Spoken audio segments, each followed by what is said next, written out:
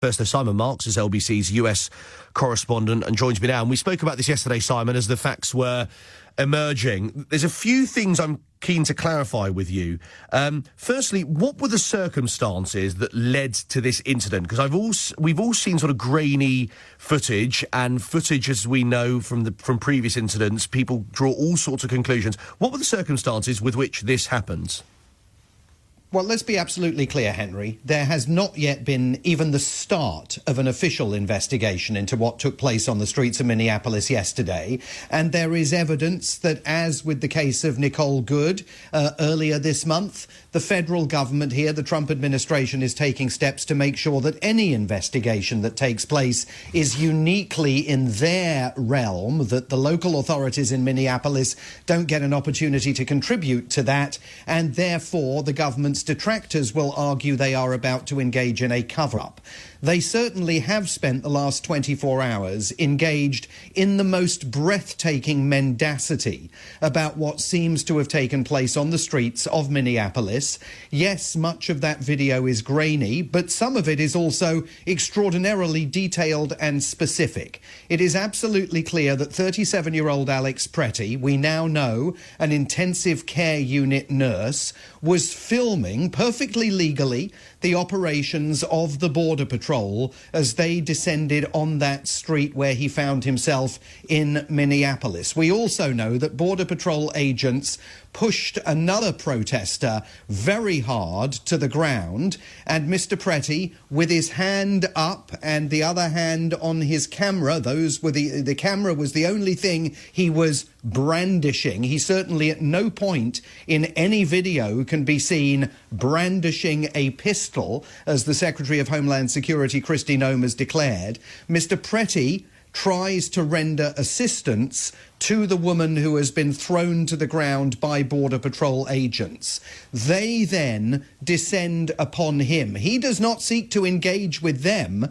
They are the ones who begin this tussle that leads to his killing at the hands of those Border Patrol agents who fire 10 shots at him. Now, this issue of the pistol, he was legally entitled to carry that loaded pistol. I mean, you can't have it both ways. If you're a fan of the Second Amendment and you believe that Americans have the right to bear arms under the United States Constitution, he'd done everything the right way. He'd got a legal permit to carry that gun. Why he was carrying it at the protest, we do not know.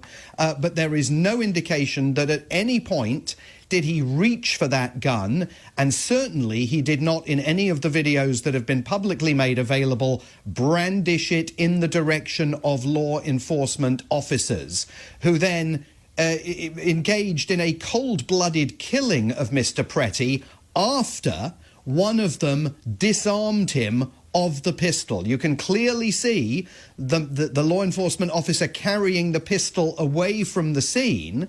After Mr. Pretty is killed, a couple of Border Patrol agents can be seen desperately rolling his body over and trying to find the gun that had already been removed from the scene by another Border Patrol officer before he was shot to death. I mean, that's factually what the videos demonstrate.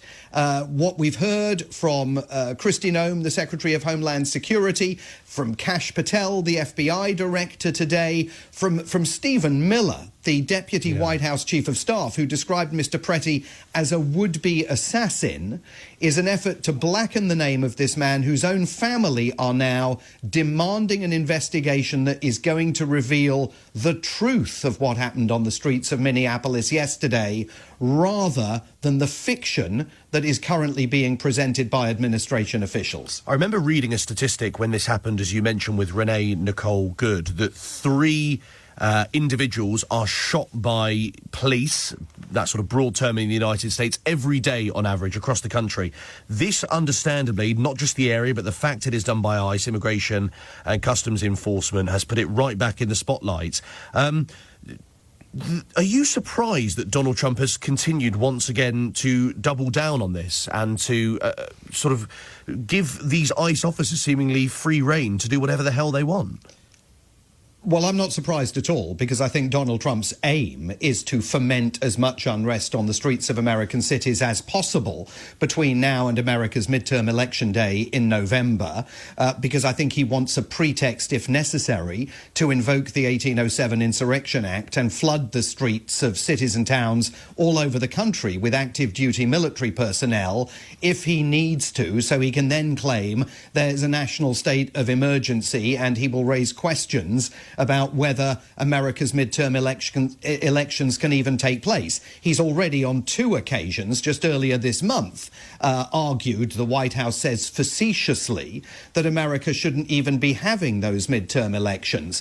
But, Henry, it's important also to understand what has happened in the 18 days between the killing of Renee Good, that 37-year-old American citizen shot to death in her car by an ICE agent, and the killing of Alex Pretty yesterday at the hands of the Border Patrol. What occurred over that intervening period of time was the Trump administration giving these masked thugs that have been unleashed by President Trump on the streets of Minneapolis a license to kill. They were absolutely directly told by Stephen Miller, the White House Deputy Chief of Staff, that they had full immunity over their actions, that no one could stop them from going about what he described as their legal law enforcement operations. We've heard J.D. Vance, the Vice President, describing the killing of Ms. Good as justified. We had J.D. Vance only at the end of last week defending the detention of a 5-year-old by ICE agents and justifying that. So, I mean, it has been made absolutely clear to this hastily recruited, undertrained, in many cases not even fully security checked Border Patrol and ICE agents that they can do whatever they want on the streets of America. That's what they did yesterday in Minneapolis, and this is not the end of it at all, even as there is nervousness among some of President Trump's fellow Republicans on Capitol Hill about what's taking place.